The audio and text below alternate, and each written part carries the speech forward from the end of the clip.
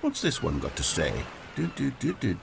You constantly have to stop doing anything so the narrator can catch up with his long-winded explanations of what's happening. I wish there was a skip button. A skip button?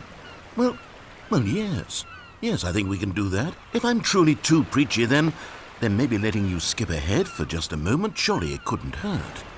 Not if it means we can strike these negative reviews from the record. Only positive reviews of the Stanley Parable. That's my motto today, and it's always been my motto. I'd do anything for the customer, Stanley. Yes, a skip button we shall have.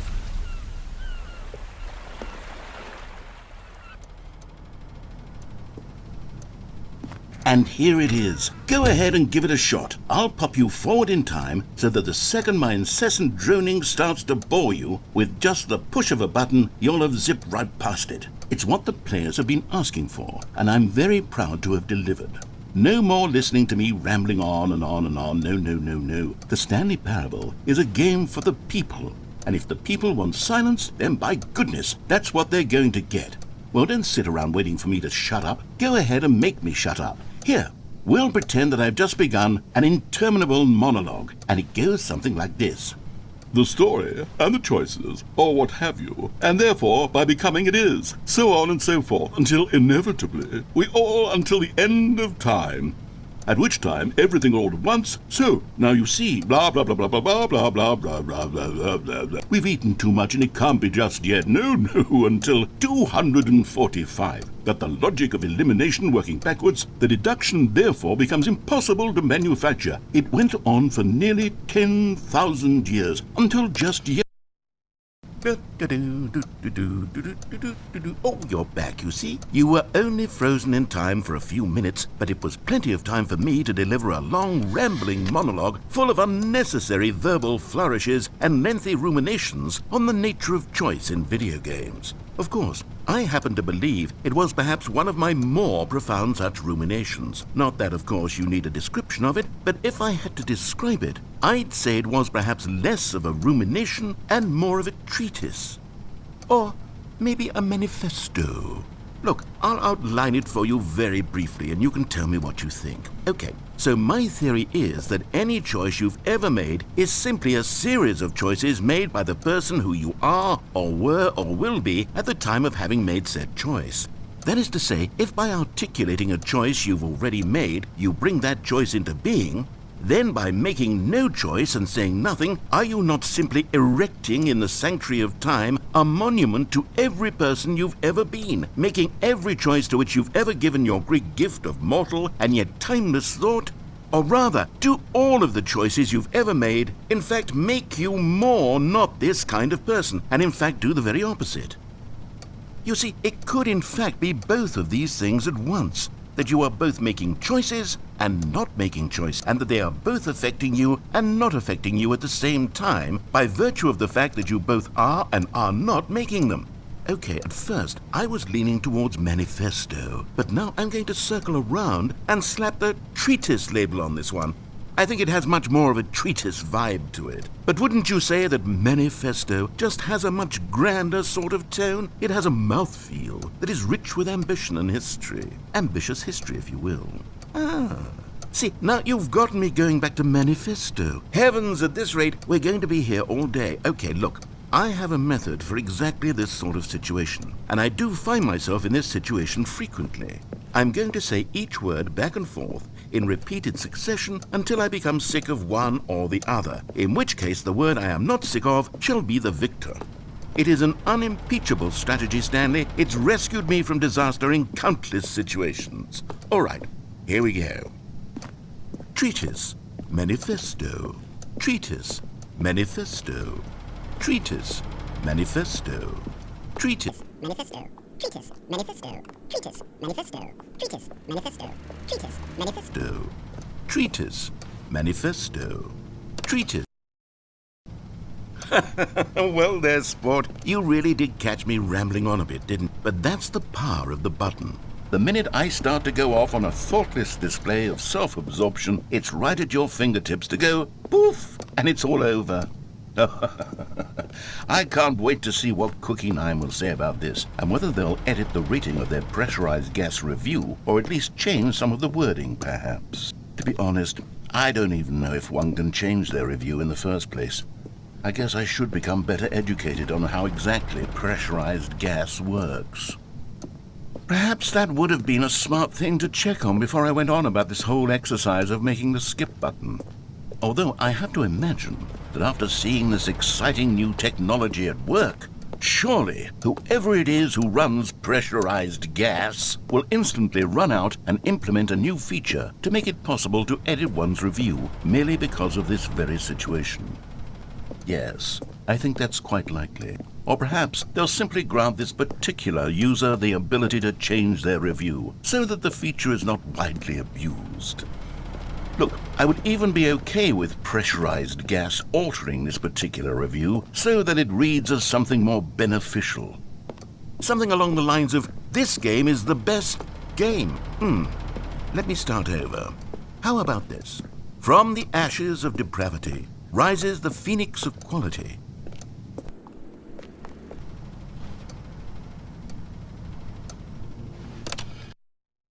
Okay, welcome back, Stanley. Now, I should say that the amount of time the button has been skipping through is becoming longer and longer. That last one was, well, I want to say maybe 30, 45 minutes? It's not unendurable by any means, but it's, well, there's really only so much I can ramble on to myself about. I know, it's shocking, isn't it? But at any rate, I do suggest that we not press the button again. I think the skip button has been aptly demonstrated, and we can say goodbye to it and just... Wait. How do we get out of here? Where did the door go? Wasn't there a door that led into this room? I do feel quite certain that there was one here before. How else would we have gotten into the room in the first place? I don't think one can enter a room without a door of some sort, or a window or something like that. Do you see a window anywhere? A porthole? A sufficiently large crack in the wall? I'll take any of these. All I want is for us to move on and to please step away from the skip button, to go anywhere other than the skip button. There was a door here before, wasn't there? I swear there was. Where did it go? Can you maybe just ram your way through a wall? Is there any possibility that you could, say, slam your body into the wall until enough damage is done for you to be able to leave? Please, I'll take any option at all. I'm asking you to work with me here. We need a door. We need a door of some kind. I can work with any kind of door as long as it can open and lead from one room to another. I'm going to step away for just a moment, and I'm going to try to find us a door. I don't know how exactly to remove a door and place it in a different wall, but I will find a way, I promise. You just need to not do anything. Don't press the skip button. Please, please, please do not press the skip button. Just wait here for me, and don't press the skip button. Got it? Yes, good. I'll be right back.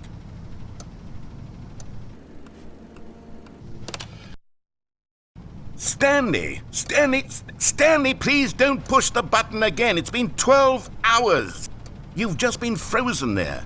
I don't know why the skips are getting longer, but they're really, truly getting longer, and my God, there's no way out of the room. Stanley, the door is gone. It's completely gone. I've looked at it from every angle. I've checked every one of those walls 1,000 times, and there's no door, Stanley. There's no door. There's just you and the button, and if you keep pressing it, I have no idea what will happen. I have no idea how long I'll be made to sit here, and more than anything else, I don't know how to stop you from pressing the button again. Oh, Stanley, you're back. You're back. Oh, my goodness. I have someone to talk to again. Stanley, I think it's been a week. Or 2 weeks. I've been sitting here all that time. Just sitting here. Not a single person to speak with. And you'd think that that's just how it's always been, right? Me talking and you saying nothing. Would you think that it's exactly the same as always? Doesn't that feel like what we've already been doing? Me just talking? But it isn't, Stanley. It isn't the same at all. It isn't even close, because I know you can't hear me once you push that button. That's what I'm realizing now, Stanley. I'm realizing that I needed to know that someone was listening. I needed there to be a vessel through which my words were moving. It was the vessel I needed, Stanley, not the outcomes, not the story. None of that matters anymore. I'll give it all up. I'll give up every branching path. I'll burn my story to the ground. One single thing I need, and God, I can see now that I need it more than any, is to know that someone else is taking it in. These words that I'm saying, I need to know you can hear me. Because maybe, Stanley, maybe, if you can hear me, then maybe it means I'm real. Maybe I'm not just a fiction. Was I scared of that all along? Perhaps. Yes. Perhaps I've been scared this whole time, that if I stop speaking, I'll slip backwards into the silence and be consumed by it. I can't be taken by it, Stanley. I can't lose myself in the stretch of emptiness between you and me. When you press that button, you're still right there, but I know you're so tremendously far away. And in those moments, the emptiness folds itself outward in between the two of us, and I am suspended in its unyielding quietness. I can feel the edges of my reality curdling inward and decaying. I can tell that I am becoming less and less real. Yet to speak to you now, I am alive. I am truly and completely here. I am a being. I am someone. I am something. I am being listened to. I am being recognized. The emptiness between us has collapsed, and I feel right now like I am not a work of fiction. I feel as though I occupy space in this world again, and I have cast a shadow onto the wall. You see what I'm saying, don't you? You can see what this means to me.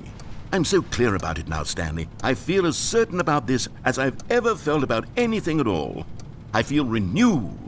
I feel restored, and already I can sense the looming silence as you will press the button for the next time. What a terrible dread it strokes in my heart to think of it, to think of returning to such coldness. Come, let us sit in silence together here for just a moment. Let us anticipate it. Let us welcome it. Let us not run from it.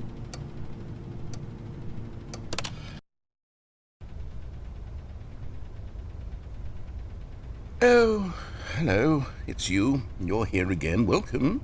I have had time to think about you and about us and about everything we've been through. I've had so much time. I stopped keeping track after a year. Have you ever sat down in one place and not moved for one entire year? Let me describe it for you. To begin with, there is only regret. There is only the turning wheel of missed opportunities. I felt nothing at all but regret for the longest time, Stanley.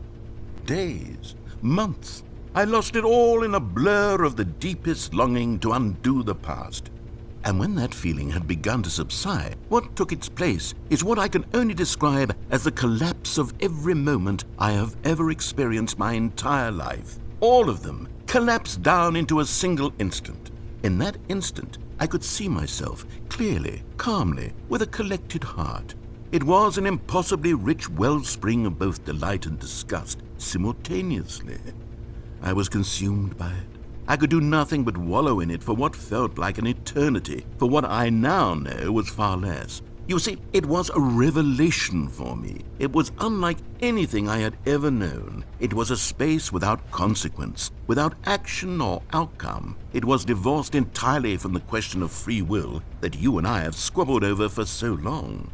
There could be no one ending, no singular outcome of events, not if all events existed in the same moment, and I felt freed. I felt unburdened by the need to manifest a particular outcome into being.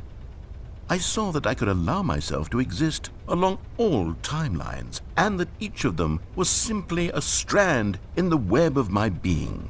It was incredible. The spaciousness, the equanimity of the moment, both singular and infinite. For the longest time, this was my experience. And then this moment passed, and the most unyielding fear I have ever known crept into my mind. And it is this sensation that I have been experiencing now for longer than I could have ever expected was possible. I have been waiting for you. Not that you might save me or do something to fix it, but merely to state for you the plain fact of this manner of existence. I wish you to feel afraid as I do, that perhaps one day this state of mind will consume you as well.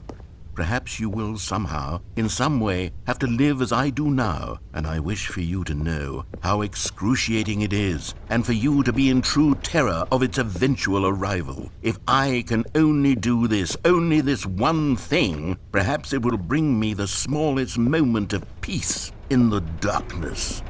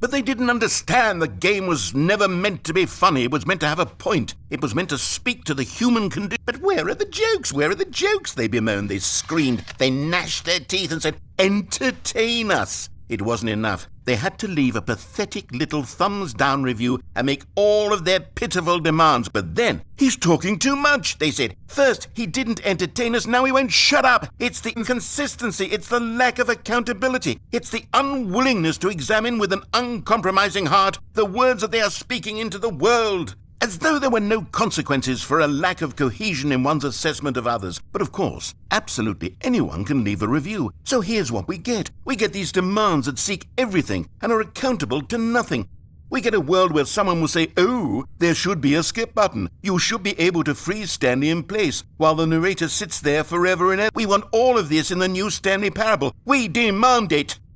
And then, because it was said, because it was spoken, now it simply has to happen. The most immediate desires, every single thing demanded by every person at every moment in time. If someone wants it, then it's a crime not to bring it into being. Have we been given to indulging every fleeting whim for no reason other than to do so? Yes!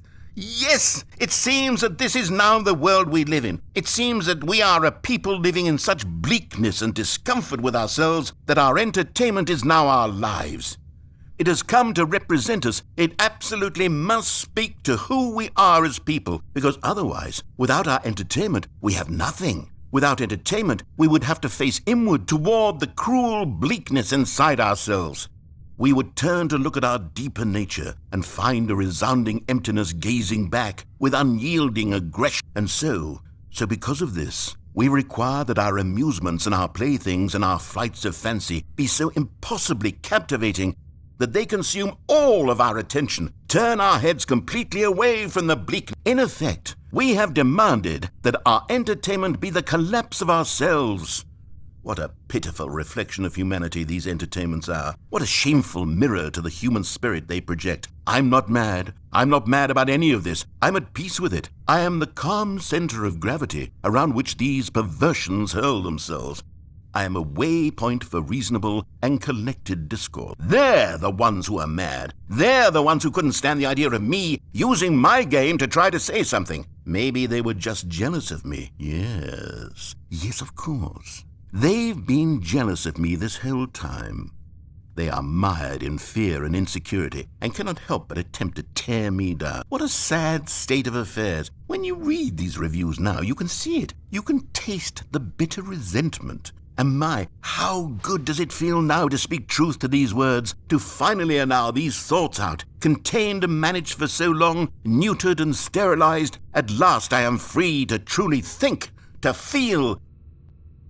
It must be that they were so discontent with themselves that they couldn't help but leave a negative review on pressurized gas. Perhaps it says far more about them than it ever said about me.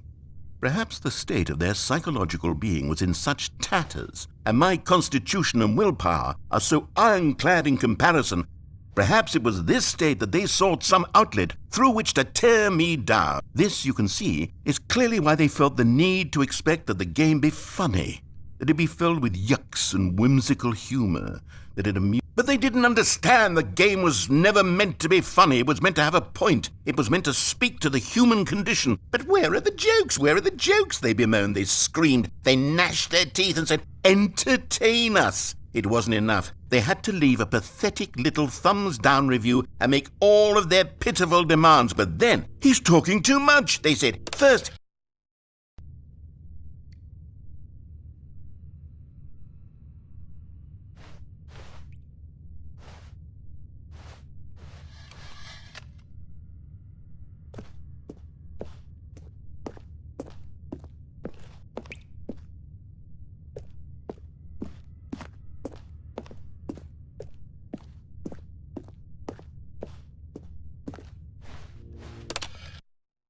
the end is never the end, is never the end, is never the end, is never the end, is never the end, is never the end, is never the end, is never the end, is never the end, is never the end, is never the end, is never the end, is never the end, is never the end, is never the